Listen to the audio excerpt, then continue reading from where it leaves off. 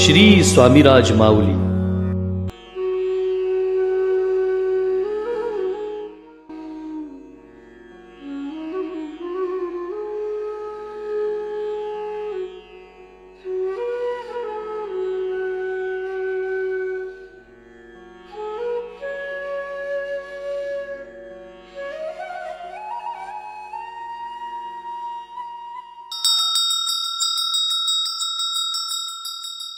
आपले परमहंस श्री स्वामी समर्थ महाराज कुठे कधी आणि कसे प्रगट झाले हे इत्थंभूतरित्या सद्गुरू श्री स्वामीसुत महाराजांनी आपल्याला सांगितलेलं आहे. स्वामी समर्थ महाराजांच्या प्रगट लीलेची तिथी, वार, नक्षत्र, योग सगळं काय आपल्याला सांगितलेलं आहे. आणि गुरुदेव श्री स्वामीसुत महाराजांच्या सांगण्यानुसारच आज आपण स्वामी समर्थ महाराजांची जयंती चैत्र शुक्ल द्वितीयेला आपण साजरी करतो. या प्रगट लीलेला गुरुदेव श्री स्वामीसुत महाराज श्री स्वामी जयंती म्हणत. ही जयंती कशी साजरी करायची, त्या दिवशी आपण काय करायचं, हे सर्व काय गुरुदेव श्री स्वामीसुत महाराजांनी आपल्याला सांगून ठेवलेलं आहे.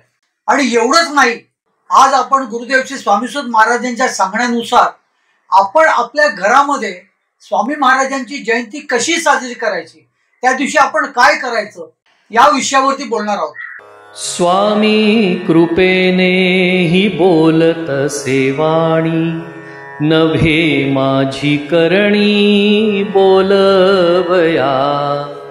स्वामी सूत म्हणे स्वामीची कथा, कृपा बळे वार्ता बोलतसे. नमस्कार भक्त मंडळी, श्री स्वामीराज माऊली या आपल्या लाडक्या यूट्यूब चॅनलमध्ये मी मिलिंद पेळगावकर अगदी नेहमीप्रमाणे तुमचं अगदी खूप खूप स्वागत करतोय.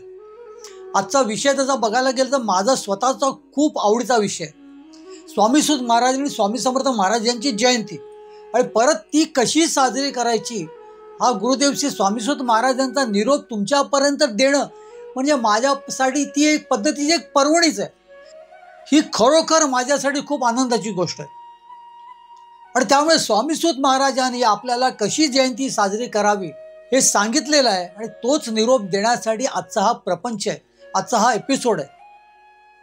भक्त मंडळी, तत्पूर्वी आपण थोडक्यामध्ये स्वामी प्रगट लीलेबद्दल बोलूया. मुंबईचा एक महत्वाकांक्षी मुलगा हरिबा नावाचा स्वामी महाराजांकडे काहीतरी निमित्त झालं आणि तो तिथे गेला. स्वामी महाराजांच्याकडे एके दिवशी तो गेलेला असताना महाराजांनी त्यांना ओढून आपल्या मांडीवरती बसवलं, त्याच्या डोक्यावरती हातबीत फिरवला आणि प्रेमाने त्याला सांगितलं, अरे हरिवा, आजपासून तू माझा मुलगा झालास, बरं, आजपासून तू माझा सूत झालास. आता तुला एक गोष्ट करावी लागणार, तुझं हे सगळं धंदा रोजगार वगैरे तुझ्याकडे जी काय मालमत्ता आहे ती सर्व काय लुटून टाक आणि आजपासून तू माझा सूत हो. महाराज हे बोलत असताना महाराजांनी त्यांच्या अंगावरती एक कफनी ठेवली, एक छाटी ठेवली आणि हे सगळं पाहता तो हरिवा बिचारा अगदी गोंधळून गेला. त्याला हेच समजेना की आता आपण करायचं काय. अगदी लहानपणापासून महत्वाकांक्षा घेऊन आपण मुंबईत आलेलो आहोत. काहीतरी स्वतःच्या हिमतीवरती आपण आपलं आयुष्य घडवायचं हा एक आपला ध्येय होता आणि महाराज तर आपल्याला बैरागी व्हायला सांगतायत. बरं, महाराजांची आज्ञा होती का इथे ऐकलं आणि तिथे जाऊन आपलं शांत बसलं असं सुद्धा नाही. महाराजांची आज्ञा म्हणजे ते प्रत्यक्ष आज्ञा असायची हो. आणि हे जे हरिबाने ऐकलं त्याला हरिबांच्या छातीत ठस्स झालं, त्यांना काय कळणार आता आपण करायचं काय. अगदी लहानपणापासून केलेली महत्वाकांक्षा, लहानपणापासून केलेले विचार, आपण आपलं आयुष्य कसं काय आपण पुढे काय घेऊन जायचं, या सगळ्या गोष्टीवरती स्वामी महाराजांनी एका मिनिटात पाणी फेरलेलं. आणि ह्या विचारामध्ये त्यांना इतका धसका बसला की आता आपल्याला सगळं काय सोडून द्यावं लागणार, आता आपल्याला बैरागी व्हावं लागणार. महाराज आपल्याला बैरागी करतायत. ते महाराजांच्या चेहऱ्याकडे नुसते एकटक पाहत होते आणि काही वेळाने त्यांना रडू कोसळणार होतं. तोच महाराज त्यांना म्हणाले, अरे रडतोच काय, हे बघ माझं पोट किती मोठं आहे, त्याच्यावर हात फिरव बघू. एखादा लहान मूल आईच्या कडेवरती रडत असताना किंवा रडू कोसळणार असेल तर आई जसं त्याचं लक्ष वेधते, तो मग चिऊ काऊ माऊ वगैरे असं काहीतरी सांगून असाच काहीसा प्रकार महाराजांनी केलेला. स्वामी महाराजांच्या आज्ञेनुसार हरिबानी स्वामी महाराजांच्या पोटावरती हात फिरवला. तोच हरिबांची ब्रह्मानंद टाळी लागली. आणि त्या ब्रह्मानंद टाळी लागलेल्या अवस्थेमध्ये त्यांना त्यांच्या कितीतरी जन्मामागचा एक जन्माचं स्मरण झालं आणि त्या जन्मामध्ये त्यांच्या समोर स्वामी समर्थ महाराजांची प्रगटलीला घडली होती. ही प्रगटलीला नेमकी कधी घडली, कुठल्या नक्षत्रावरती घडली, त्या दिवशी योग काय होता, तिथी काय होती, वार काय होता, हे सर्व काय त्यांना उमगलं, सर्व काय उमगलं. आणि हरिबा स्वामी महाराजांच्या मांडीवरनं खाली उतरले. तो त्यांचा त्यावेळेला पुनर्जन्म झालेला. ते हरिबा राहिलेलेच नव्हते, ते स्वामी सूत झाले होते, स्वामी सूत. आणि भक्तगण, एखादा लहान मूल किंवा आपण सुद्धा आपल्या लहानपणी एखादी आपण नवीन गोष्ट बघितल्यावरती जसं आपण घरी धावत धावत येऊन आपल्या आईला सांगतो, अगं आई आई तुला माहिती आहे का आज मी काय बघितलं, तुला काय सांगू तुला. अशीच काही ती अवस्था आहे हरिबांची सुद्धा होती. म्हणजे थोडक्यात स्वामी सुतांची सुद्धा होती. अगदी काही मिनिटांपूर्वी त्यांचं परिवर्तन झालेलं.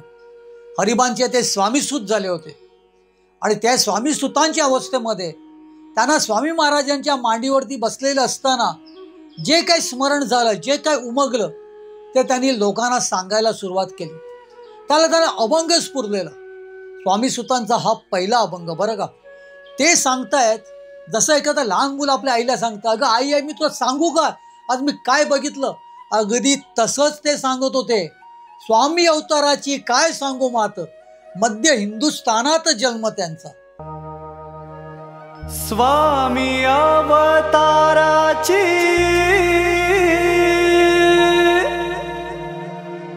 काय सांगू मात,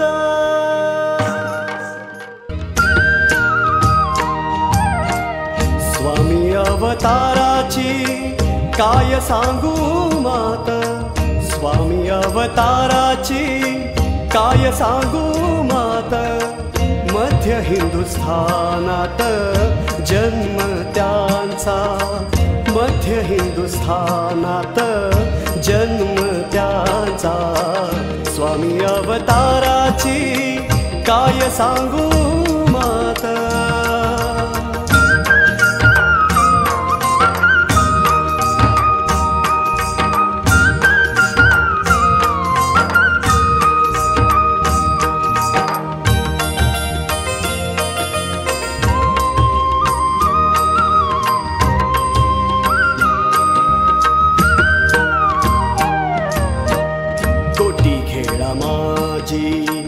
अवतार हा झाला रामसिंग भला दास त्यांचा.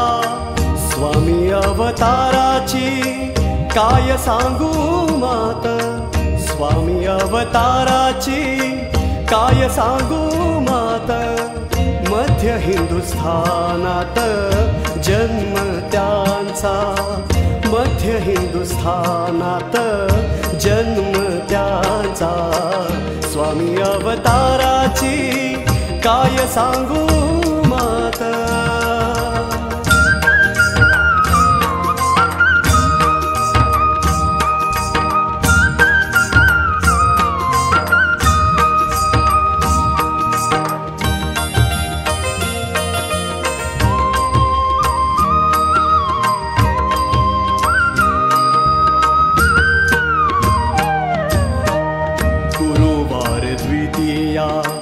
चैत्र शुद्ध बरी हरी होता बरोबरी खेळावया.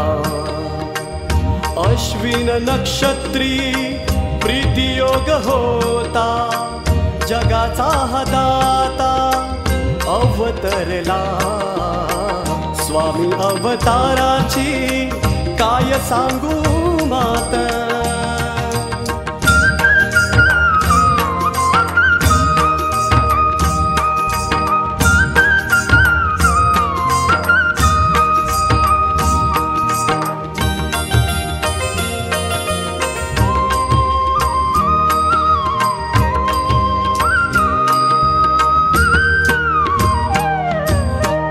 शके 1000 आणि 71 हरीचा व्यापार माजविला. छेली खेडा गाव 12 कोस दूर नाव हस्तिनापुर जया भले स्वामी अवताराची काय सांगू मात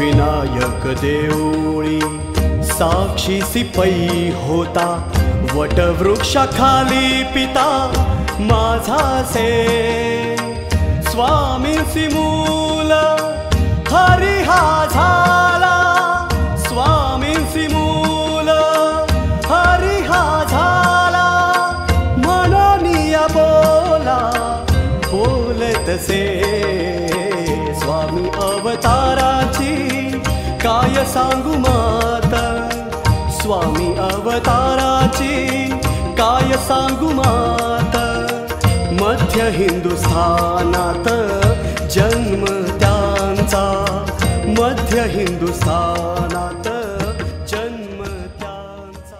आणखीन काही अभंग सुद्धा आज मी तुम्हाला मुद्दामून ऐकवणार आहेत जे स्वामी सुतांनी आपल्याला सांगितलेलं आहे. हा स्वामी सुतांचा निरोप तुमच्यापर्यंत पोहोचवण्यासाठी मला हे सगळे अभंग तुम्हाला ऐकवावे लागणार आहेत. स्वामी महाराजांची ही जयंती कशी साजरी करायची हे सांगण्यासाठी हे आपल्याला अभंग ऐकावे लागणार आहेत. त्यामुळे भक्तगण सगळी कामं बाजूला सारा आणि मन लावून आपल्या स्वामी महाराजांचे आपल्या स्वामी बाप्पा कसे प्रगट झाले आणि त्यानंतर स्वामी प्रगट लीलेच्याबद्दल आज मी जास्त तुमच्याकडे बोलणार नाहीये. तो विषय आपण वेगळा कधीतरी घेणारच आहोत आणि लवकरच घेणार आहोत. पण आज आपण बोलतोय ते स्वामी जयंतीबद्दल. आणि ही स्वामी जयंती स्वामीसुत महाराजांना कशी काय उमगली हे मी तुम्हाला सांगितलेलंच आहे. तर मग भक्तगण एवढं ते तुम्हाला कळलंच असेल.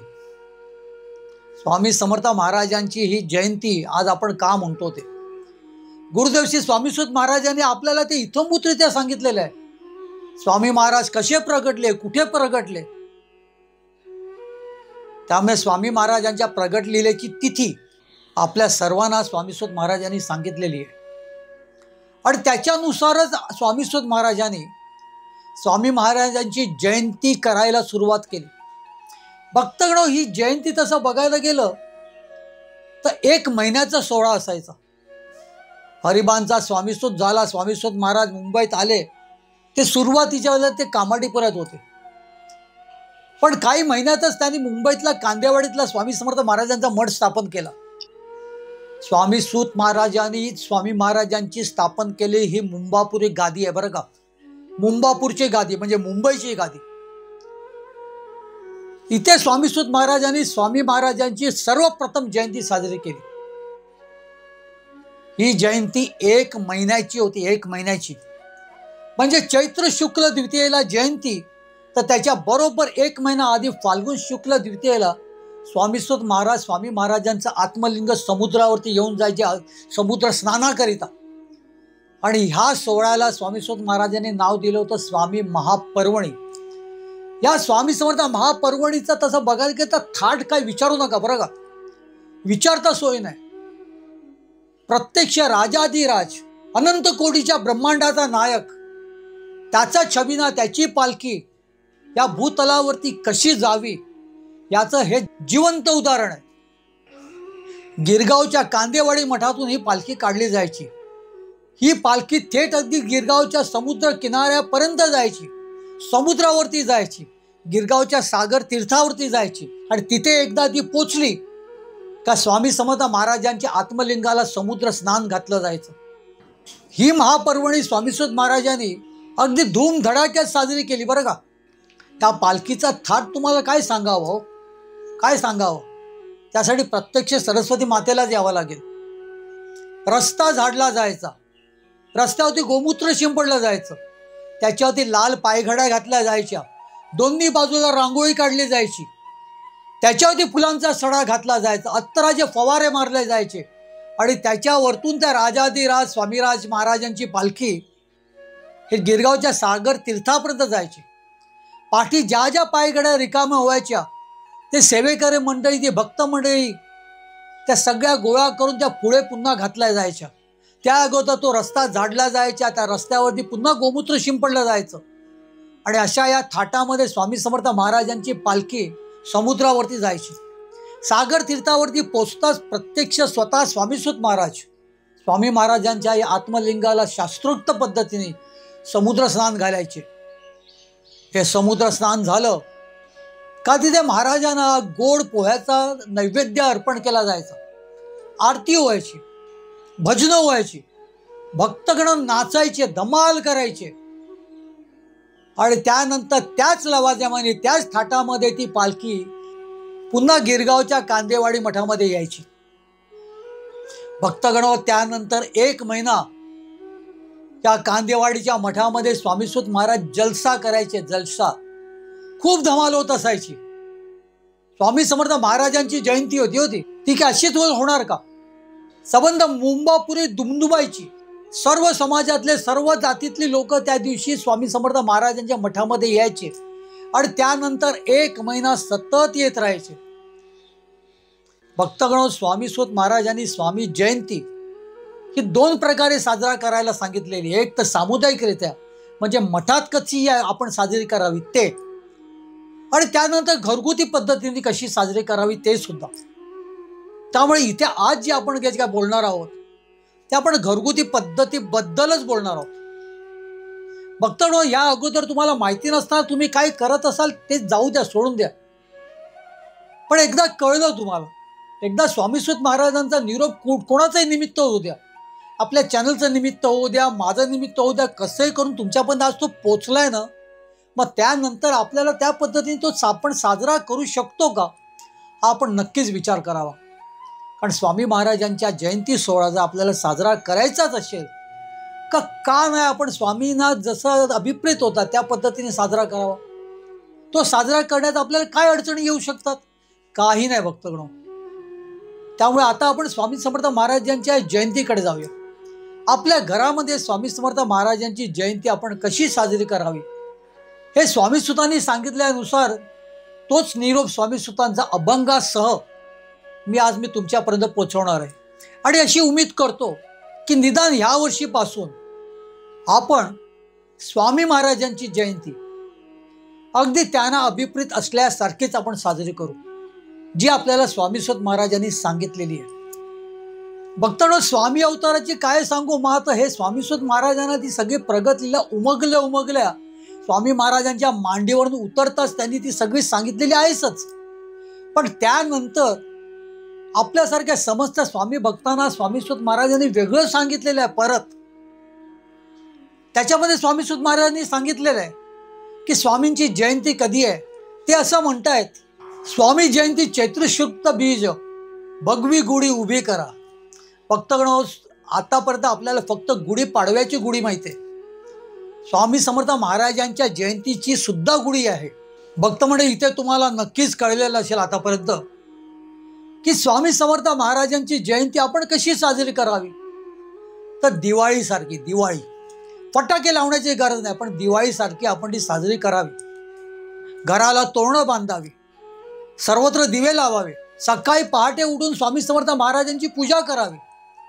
आणि पूजाच फक्त करावी नाही तर घराच्या बाहेर स्वामी जयंतीची गुढी सुद्धा बांधावी. त्या दिवशी उपास करावा आणि स्वामी समर्थ महाराजांचं आपण ध्यान करावं, त्यांच्याशी एकरूप होण्याचा प्रयत्न करायचा. त्या दिवशी जमल्यास स्वामी महाराजांकडे काय मागणं करू नये, काही मागणं करू नये. त्या दिवशी त्यांच्याकडे कशाला मागायचं? मला वाटतं त्या दिवशी आपण त्याच्याकडे काहीच मागायचं नाही, फक्त त्यांचं ध्यान करायचं, त्यांचं अस्तित्व आपण जाणून घ्यायचं. आणि स्वामीसुत महाराजांनी एवढंच नाही तर ते सांगतात त्यापुढे तुम्ही मासिक जयंती सुद्धा करत जा. हे सगळं सांगितल्यावरती स्वामीसुतांनी आठवणी सांगितल्या आणि आणखीन एक बरं का असं करून सांगितलेलं आहे, करावी मासिक स्वामी जय. स्वामी जय म्हणजे स्वामी जयंती. आता मासिक स्वामी जयंती ती नेमकी काय? तर दर महिन्याच्या शुक्ल पक्षातली द्वितीया ही स्वामी जय आहे बरं का. स्वामीसुत महाराजांनी कधी शुक्ल पक्षच म्हटला नाही, त्यांनी म्हटलं स्वामी पक्ष. त्यांनी द्वितीयेला कधीही याची द्वितीया म्हटलं नाही, त्यांनी म्हटलं स्वामी जयी. म्हणजे जयंती. त्यांनी गुरुवारला कधी गुरुवार म्हटलं नाही हो, त्यांनी म्हटलं स्वामीवार. तर ह्या तिन्ही गोष्टी स्वामी सुतांची अपेक्षा आहे, स्वामींना जे अभिप्रेत आहे ते स्वामी सुत महाराज आपल्याला सांगतायत. या तिन्ही गोष्टी पाळा, तुम्हाला जेवढं जमेल तेवढं पाळा, पण पाळा. आणि आता ही स्वामी जयंती नेमकी कशी साजरी करायची ते पुढे सांगतायत. ते तुम्ही घराला तोरणं लावली, घरात दिवे लावले, सगळं घर सुशोभित केलं, खिडकीमध्ये गुढी सुद्धा लावलीत. त्यावर ते एका अभंगातून असं सांगतायत की भगवी गुढी असावी, ती त्या गुढीचं कापड भगवं असावं, फुलं सुद्धा त्याच्यावरती भगवी असावी. आणि ही गुढी तुम्ही लावलेली आहे, तुम्ही सर्व काय केलेलं आहे. आता त्या दिवशी तुम्ही नेमकं स्वतः काय करायचं ते सुद्धा स्वामी महाराजांच्या प्रेरणेने स्वामी सुत आपल्याला सांगतायत. आणि तोच निरोप मी तुमच्याकडे पुन्हा आता देतोय. आता स्वामी सुत महाराजांनी त्या गुढीबद्दल सांगितलं. ही गुढी कधी उभारावी, त्याचं विसर्जन कधी करावं, त्या गुढीची पूजा कशी करावी आणि काय गुढीच्याकडे आपण करावं, हे स्वामी सुत महाराजांनी ह्या अभंगातून सांगितलेलं आहे. स्वामीचा अवतार होताच गुढी, उभी हो आवडी कराजन, दोन घडी दीन येताची बरवा, वेळ तो साधावा उभारण्या, अहोरात्र ठेवा तुम्ही तीच द्वारी, पूजा त्याची बरी करा प्रेमे, तृतीयेचे दिनी विसर्जन करा, नैवेद्य तो बरा करुनिया. स्वामी सुत म्हणे गुढी उभारावी, आनंदे बरवी समर्थांची.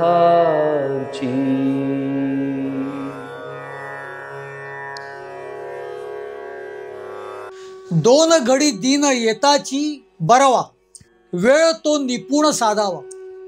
भक्तगण, त्या दिवशीचा तुम्हाला सूर्योदय बघावा लागेल. सूर्योदय झाल्याशिवाय दिवसाला सुरुवातच होत नाही.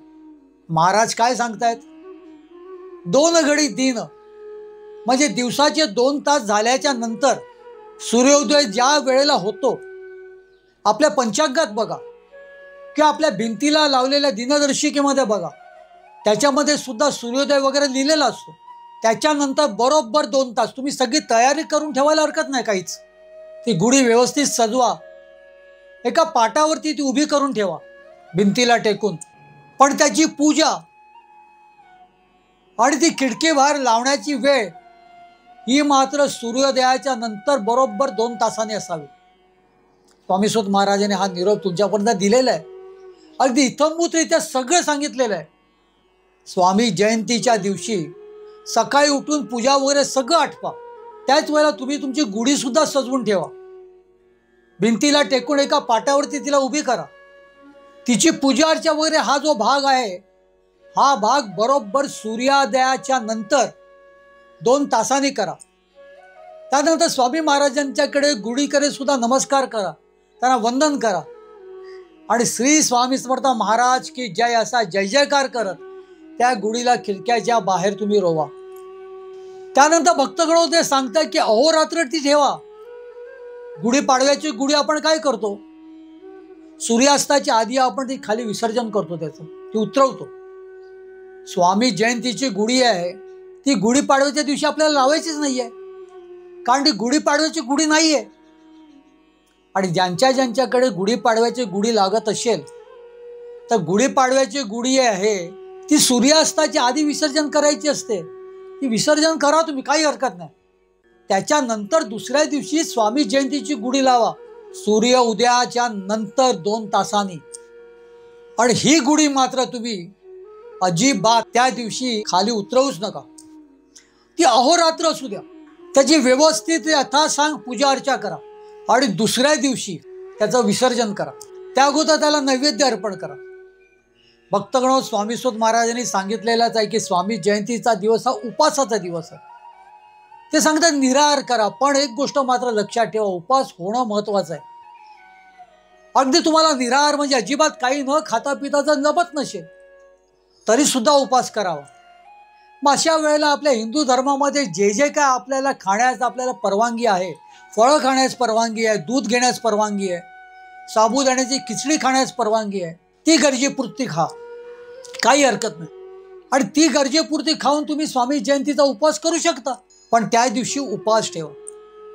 खुद्द स्वामी समर्थ महाराजांना म्हणा किंवा गुढीला सुद्धा त्या दिवशी, स्वामी जयंतीच्या दिवशी गोडधोड पेढ्या बेळाचा नैवेद्य ठेवा, पण जेवणाचा नैवेद्य करू नका, कारण तो दिवस उपवासाचा आहे. आणि हा उपवास जो असतो तो एकादशी सारखा आहे, तो संध्याकाळी सुटत नाही. संध्याकाळी तो उपवास सोडायचा नसतो, लक्ष द्या.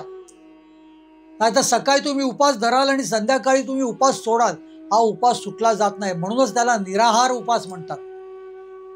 त्या दिवशी तो उपवास सुटत नाही, हा उपवास दुसऱ्या दिवशी सोडला जातो. आणि म्हणूनच स्वामी सुत महाराज म्हणतायत की दुसऱ्या दिवशी तुम्ही ज्या वेळेला उपवास सोडायची वेळ येते, ज्या दिवशी तुमच्या घरामध्ये नैवेद्य बनलेला असतो, तो नैवेद्य तुम्ही स्वामी महाराजांना अर्पण करा आणि तोच नैवेद्य तुम्ही गुढीला सुद्धा अर्पण करा. भक्त मंडळी, स्वामी सुतांना सुद्धा आपण नैवेद्य अर्पण करणं भाग आहे, नाही का? पण एक गोष्ट सहज म्हणून विषय आला म्हणून सांगतो, स्वामी सुतांचं वेगळं ताट केलं जात नाही, कारण स्वामी सुतांना स्वामी महाराजांचंच उष्टान्न खाऊन महाराजांचं ते धन्य मानत होते. आणि आजही ते तसंच आहे. भक्त मंडळी, स्वामी समर्थ महाराजांना नैवेद्य अर्पण केल्याच्या नंतर, त्या नैवेद्यातले सगळे जिन्नस लोकांना वाटून झाल्याच्या नंतर जे काही त्या नैवेद्याच्या ताटामध्ये राहील तो गुरुदेव श्री स्वामी सुत महाराजांचा आहार असायचा. स्वामी सुत महाराजांना कधीही कोणी जर स्वतःहून आणून काही दिलं तर ते महाराजांना अर्पण करा म्हणून सांगायचे. त्यामुळे कधी त्यांचं स्वतःचं वेगळं ताट ते घेऊन कधी बसलेच नाहीत, का वेगळं ताट त्या काळामध्ये लोकांनी त्यांना अर्पण केलं पण नाही, कारण ते घेतच नव्हते. त्यामुळे स्वामी समर्थ महाराजांना जे तुम्ही नैवेद्याचं ताट अर्पण कराल, महाराजांना जे काय 2-3 घास तुम्ही भरवाल, त्याच ताटातले पुन्हा 2-3 घास जे आहे ते स्वामी सुतांना भरवावे लागणार. स्वामी सुतांसाठी वेगळं ताट नको, हीच पद्धत आहे. अशातच स्वामी सुत महाराज तुमचा नैवेद्य स्वीकारणार आहेत, हे लक्षात ठेवा. म्हणजे थोडक्यात काय, तो उपवास सबंध दिवस करा, झेपेल तसा करा, उपवासाचा खाऊन करा तरी चालेल, काही त्याच्यामध्ये असा काही दुसरा दोष नाही आहे. पण उपवास ठेवणं हे गरजेचं आहे. त्या दिवशी उपवास असू द्या. आता तुम्हाला कोणाला डायबिटीज असेल किंवा तुम्ही याची कुठल्या तरी पद्धतीने तुम्ही रुग्ण असाल, तो उपवास ठेवला नाही तरी चालेल, पण सबंध दिवस स्वामी महाराजांच्या चिंतनात घालवा. आज मितीपर्यंत तुम्ही आम्हाला जे जे काही दिलेलं आहात, त्यामुळे तुमचा विसर हा कधीच पडू दे नको. तुम्ही कायम आमच्या सानिध्यात राहा. तुमचं अस्तित्व, तुमचं वास्तव्य हे रोज आम्ही अनुभवत असतो. आणि असंच आम्ही तुमच्या अस्तित्वामध्ये, तुमच्या वास्तव्यामध्ये आमचं उर्वरित आयुष्यसुद्धा जाऊ द्या, ही प्रार्थना करा. मागणं असेल त्या दिवशी तर हे मागा, बाकी काही मागू नका. त्यामुळे लक्षात ठेवा, स्वामी जयंती ही द्वितीय असते आणि तृतीयेच्या दिवशी आपल्याला गुढीचं विसर्जन करायचे आहे. ते सुद्धा स्वामी महाराजांना, स्वामी सुत महाराजांना आणि त्या गुढीला नैवेद्य अर्पण केल्याच्या नंतर, आणि त्यानंतरच आपल्याला आपला उपवास सोडायचा आहे. बरं, हा उपवास सोडते वेळी स्वामी सुत महाराजांनी सांगितलं आहे की ब्राह्मण पूजन सुद्धा करा, ब्राह्मणाला सुद्धा नैवेद्य अर्पण करा. त्यावरचा हा अभंग ऐका. ब्राह्मणाची बरवी यथाविधी पूजा, करुनिया द्विजा तोषवावे, यथाशक्ती भोजनी जेववावे भट, तेणे हा संतुष्ट स्वामी माझा. श्री स्वामी समर्थ महाराज की जय, बोलवावी सोय तया मुखी. स्वामी सुत म्हणे ऐसे यथाविधी, केल्यावरी संधी पुढे ऐका. हा जो ब्राह्मण भोजनाचा जो तुम्ही ऐकलात ना, हा स्वामी पूजेचे पंचक अभंग म्हणून आहेत. ते 5 अभंग मी तुम्हाला आता ऐकवणार आहेत, पण त्यातला शेवटचा अभंग आहे बरं का. विषय आला म्हणून मी तुम्हाला आधी तो ऐकवलं. त्याच्यामध्ये स्वामी सुत महाराजांनी अगदी स्पष्ट सांगितलेलं आहे. ते असं सांगतायत की ब्राह्मणाला भोजन घाला, ब्राह्मणाला तृप्त करा, त्याला यथाशक्ती तुम्ही दक्षिणा सुद्धा द्या. आणि हा ब्राह्मण कसा असावा, तर स्वामी महाराजांना भजणारा असावा. कारण त्याच्या मुखातून सुद्धा हे यावं की स्वामी समर्थ महाराज की जय. भक्तांनो, आजूबाजूला कोण असेल तर त्याला ब्राह्मण म्हणून पूजा, नक्की पूजा.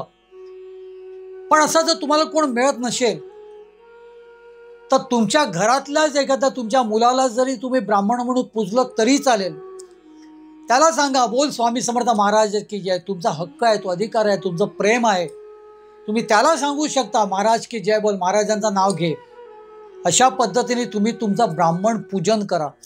ब्राह्मण तृप्त झाल्यावरती महाराज सुद्धा तृप्त होतात, जसं स्वामी सुत महाराजांनी सांगितलेलं आहे.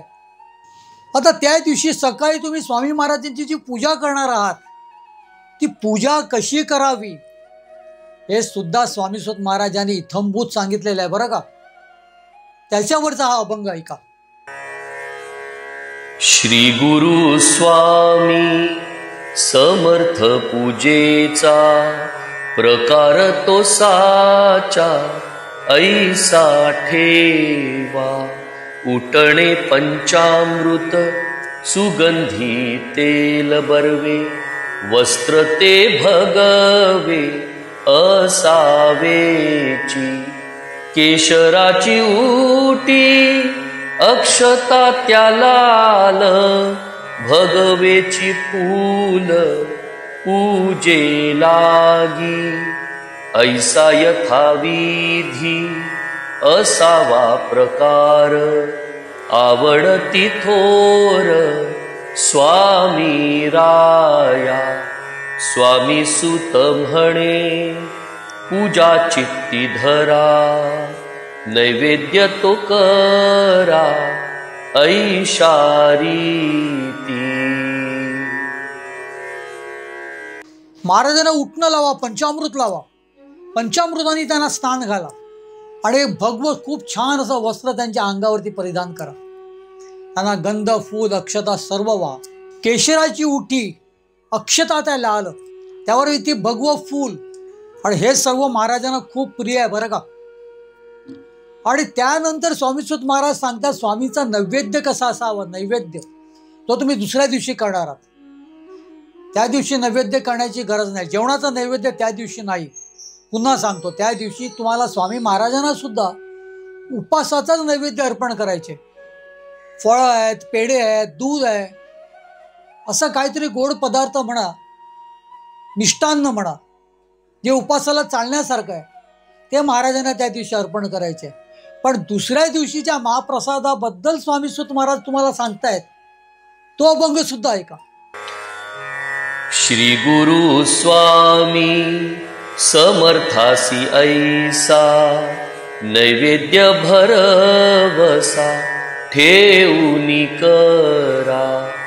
खिचडी बरवी करावी ती भावे. दधीही असावे सुंदर ते. भजी कांदे याची आवडती मोठी.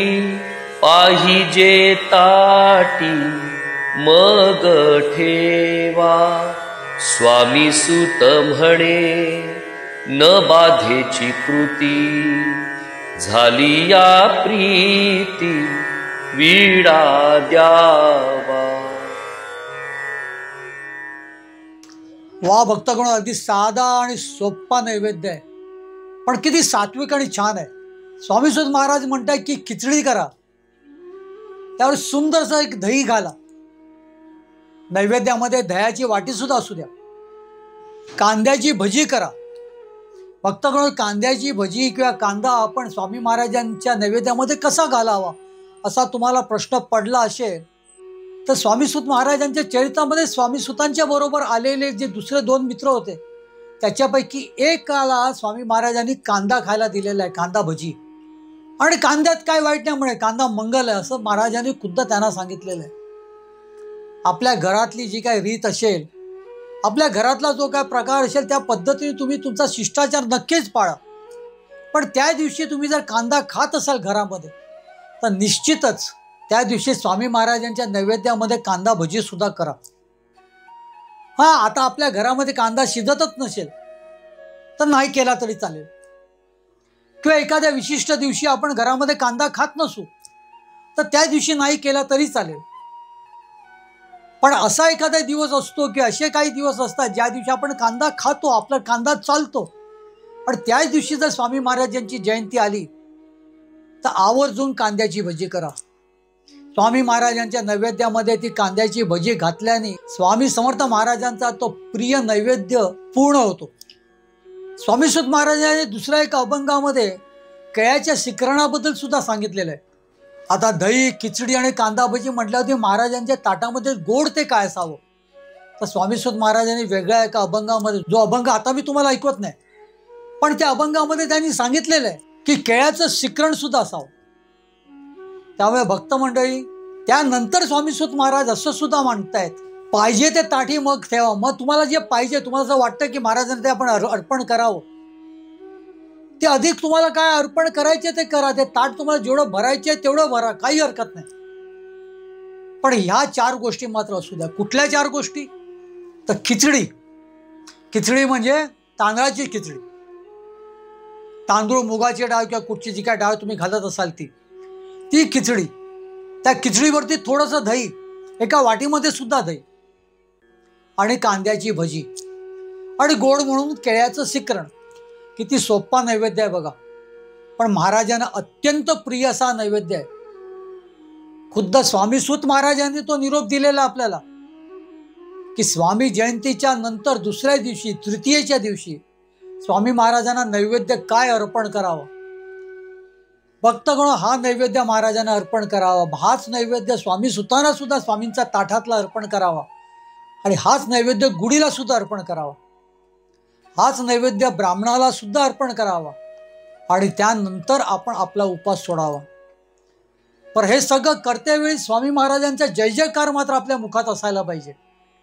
तिथे कुठच्याही पद्धतीचा कानाडोळा होता कामा नये.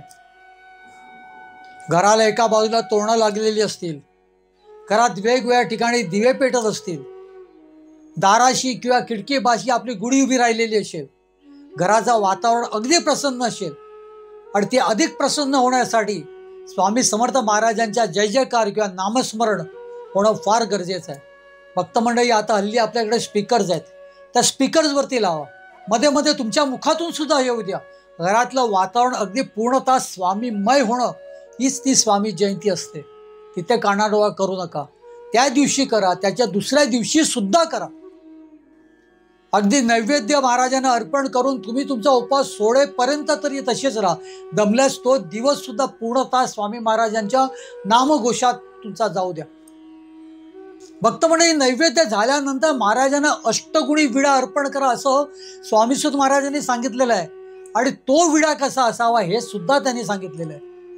त्या विड्यामध्ये कोणत्या 8 गोष्टी असाव्या ते स्वामीसुत महाराजांनी इत्थंभूत सांगितलेले आहे. भक्तांनो, इथे मात्र मी तुम्हाला एक गोष्ट सांगतो, सगळ्याच गोष्टी आपल्याला जमत नसतील तर त्या करायला जाऊ नका.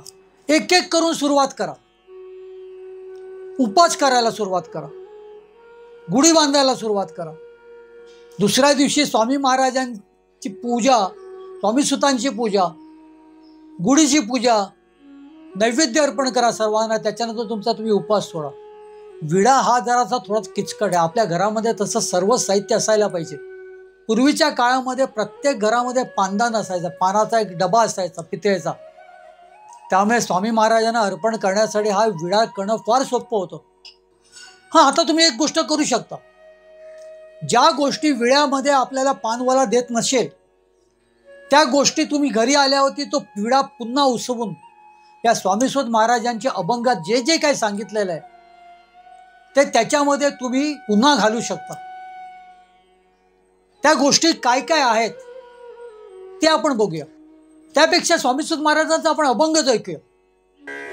श्री गुरु स्वामी समर्थासी बरवा, विडा तो करावा ऐशा रीती, अष्टगुणी तोची असावा सुंदर, ऐसे उपचार आसावेत, पान सुपारी आणिक तो चुना, कातहाची जाणा असो द्यावा, वेलची दाने आणिक जायफळ, केशर एक मेळी बदाम हे, अष्टगुणी विडा ऐसा तो करूनी, अर्पावा चरणी समर्थाच्या, समर्थ विड्याचा हाची असे नेम, पीडा दूर प्रेम धरुनी देता, स्वामी सुत म्हणे कापूर आरती, करा प्रेमे प्रीती समर्थासी.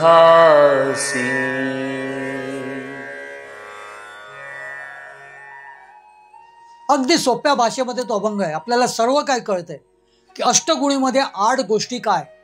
भक्तगुण या 8 गोष्टी म्हणजे पान, सुपारी, चुना, कात आणि वेलची, जायफळ, केशर, बदाम अशा मिळून 8 गोष्टी आहेत. या 8 गोष्टींनी अष्टगुणी विडा होतो. या सगळ्या गोष्टी आपण पानवाल्याकडून आणलेल्या विड्यामध्ये आपण करू शकतो. आणि त्यातूनही तुम्हाला घरी करायचं असेल तर कात आणून तो थोडासा कात तुम्ही घरामध्ये भिजवावा लागेल. आधी थोडासा चुना आणावा लागेल. आणि ह्या सगळ्या गोष्टी करून तुम्ही स्वतःच्या हाताने विडा करून सुद्धा त्या दिवशी स्वामी महाराजांना अर्पण करू शकता. हा विडा मात्र स्वामी सुत महाराजांना दिला जात नाही. हा फक्त स्वामी महाराजांनाच अर्पण केला जातो. तेव्हा भक्तगण, स्वामी सुत महाराजांनी सांगितलेला अष्टगुणी विडा जो आहे हा सुद्धा आपण स्वामी महाराजांना अर्पण करूया. त्यात काय फारसं कठीण नाहीच आहे. आपण ह्या सगळ्या गोष्टी आपण आपल्या घरी आणल्यावरती सुद्धा आपण त्याच्यात घालू शकतो. तेव्हा अष्टगुणी विडा आपण अर्पण करूया.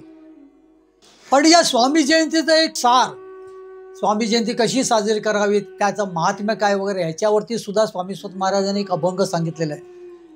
हे पूजेचे अथक पंचक जे स्वामी सुत महाराज त्याला म्हणतायत, हे ते 5 अभंग आहेत. ज्याचा अगदी शेवटचा अभंग ब्राह्मण भोजनाचा आपण आज सुरुवातीला घेतला कारण आपला तो विषय आलेला. पण भक्तगणो, हे 5 अभंग जरी तुम्ही तुमच्या लक्षात ठेवलेत तरी तुम्ही स्वामी महाराजांची जयंती साजरी करू शकता. अगदी स्वामी सुत महाराजांना अभिप्रेत होती त्याच पद्धतीने तुम्ही साजरी करू शकता. तेव्हा हे 5 अभंग लक्षात ठेवा. तुमच्या घरामध्ये स्वामी सुतांनी सांगितल्यानुसार किंवा स्वामी महाराजांना अभिप्रेत असलेली शास्त्रोक्त पद्धतीने स्वामी जयंती कशी साजरी करावी हे या पंचकामध्ये आलेलं आहे. या 5 अभंगामध्ये सर्व काय आलेलं आहे. स्वामी जयंती आणि गुरुवार, तेथे निर्धार ठेवा तुम्ही, जन्मदिवस आणि कतवार, करोनी गजर करा नामी, पूजापत्री नैवेद्य ऐस्या परिवीडा, देता भव बेडा पार त्याचा, वरील ते नेम अवश्य असावे, लागेल ते द्यावे समर्थासी, प्रपंचिकासी हेची हो साधन, सदाचरणी मन असो द्यावे, अंतिचारी मुक्ती लाधतील त्याला, शेवटी काळाला फसविल, धनधान्य लक्ष्मी आणिक संतती, राहिल हो प्रीती तया घरी शक्तिमानाने असेची वर्तावे अनाथे करावे पठन श्रवण पठन करिता हे फळ निष्ठेचे ते बळ धरिता मिळे नित्य पठण करावे हे पंचक तेणे होय सुख सर्व काळ स्वामी सुत म्हणे समर्थे वदविले तेची हो कळविले भाविकासी।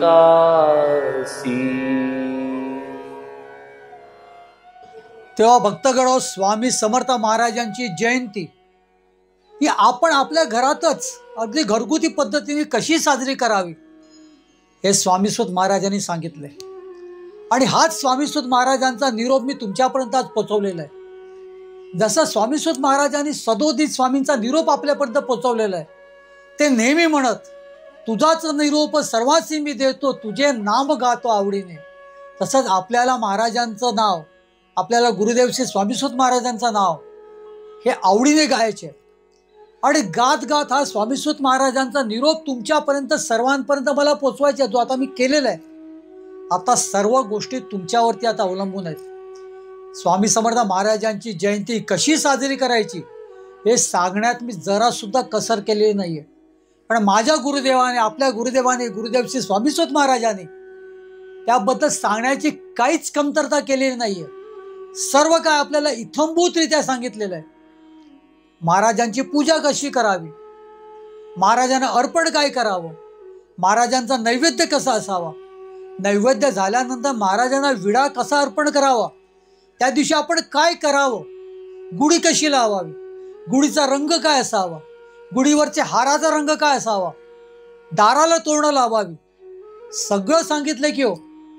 कोणाला विचारू नका, उलट हा जो व्हिडिओ आहे हा जेवढा होईल तेवढा तुम्ही सर्वत्र शेअर करा। सर्व स्वामी भक्तांना त्याच्याबद्दल कळू द्या की स्वामी समर्थ महाराजांची सर्वांना कळू द्या की आपल्या स्वामी माऊलीची, स्वामी समर्थ महाराजांची जयंती कशी साजरी करावी। शास्त्रोक्त पद्धतीने स्वामी महाराजांना अभिप्रेत असल्याप्रमाणे आपल्याला जर ती जयंती साजरी करायची असेल तर नेमकं आपण काय करावं। भक्तगण, स्वामी सूत महाराजांचा हा निरोप तुमच्यापर्यंत पोहोचवलेला आहे।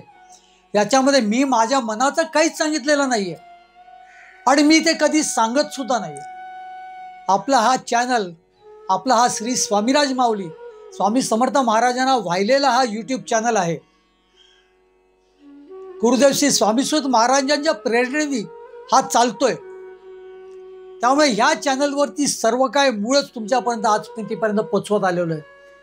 आणि माझ्या गुरुदेवांच्याकडे तीच प्रार्थना आहे, माझ्या स्वामीरायांच्याकडे सुद्धा तीच प्रार्थना आहे की सदोदित तुमच्यापर्यंत हे सगळं मूळ तुमच्यापर्यंत पोचवू द्या, जेणेकरून त्याचा तुम्हाला उपयोग होऊ द्या। स्वामी समर्थ महाराजांच्या बद्दल तुम्हाला जास्तीत जास्त खरीखुरी माहिती मिळू द्या।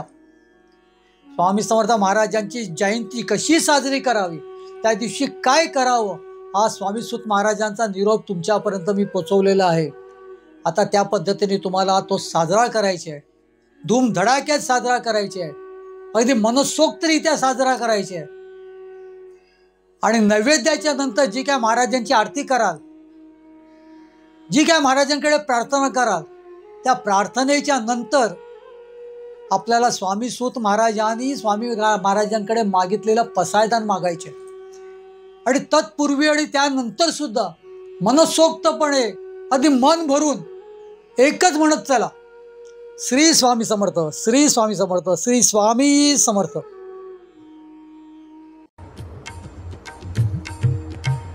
स्वामी देई हेची दान, नित्य चरणाचे दर्शन, चरणाचे दर्शन, नित्य चरणाचे दर्शन। मज नको धन दारा, तुझ्या चरणी द्यावा थारा, चरणी द्यावा थारा, तुझ्या चरणी द्यावा थारा। मज ठेवावे भिकारी, सुखे करीन ता करी, सुखे करीन चाकरी तुझे नाम माझी जोड मुखी राहो तेची गोड राहो तेची गोड मुखी राहो तेची गोड स्वामी देई हेची दान नित्य चरणाचे दर्शन चरणाचे दर्शन नित्य चरणाचे दर्शन तुझ्या चरणी माझा माथा ऐसे करी दीनानाथा ऐसे करी दीनानाथा तुझ्या नामी लागो छंद मज द्यावे दास पद द्यावे दास पद मज द्यावे दास पद स्वामी देई हेची दान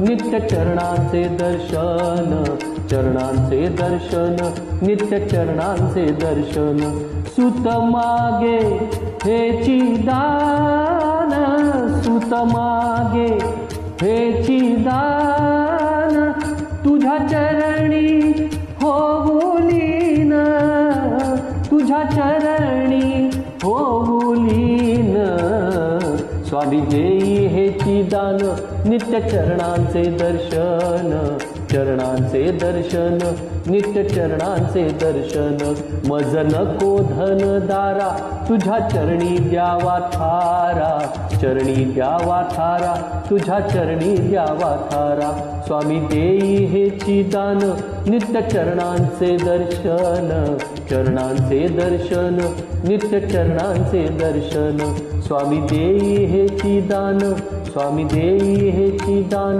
स्वामी देई हेची दान